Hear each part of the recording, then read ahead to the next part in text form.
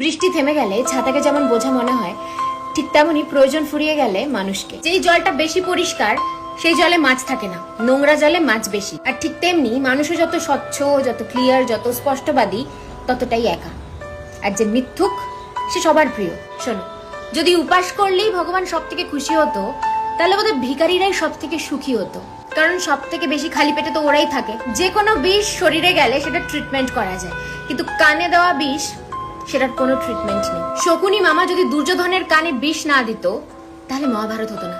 আর যদি কুজি মন্থরা কৈকেয়ীর কান না ভরতো, তাহলে শ্রী রামচন্দ্রকে 14 বছরের বনবাসেও যেতে হতো না। ইন্টারেস্টিং না? একটা জলের ফোঁটা যদি কাদায় পড়ে সেটা কাদা হয়ে যায়, আর সেই জলের ফোঁটাটাই যদি গঙ্গা জলের মধ্যে পড়ে তাহলে সেটা গঙ্গা জল। জলটা তো একই, বাট পরিবেশটা ইম্পর্টেন্ট, যে তুমি কখন কার সাথে মিশছো। দেখতে তো দুজনেই কালো, কিন্তু আওয়াজ বের করলে বোঝা যায় যে কে কাক আর কে কোয়েল। ঠিক সেরকমই মানুষের স্বভাব আর ব্যবহার দেখে বোঝা যায় যে কে আসল শিক্ষিত আর কে মূর্খ।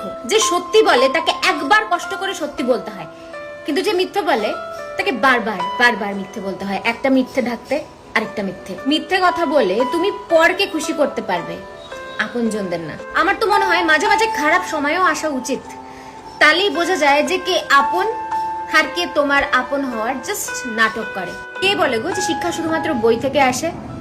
মানুষ আর জীবন যে শিক্ষা দেয় সেটা কোনো পাঠ্যপুস্তক দিতে পারে না।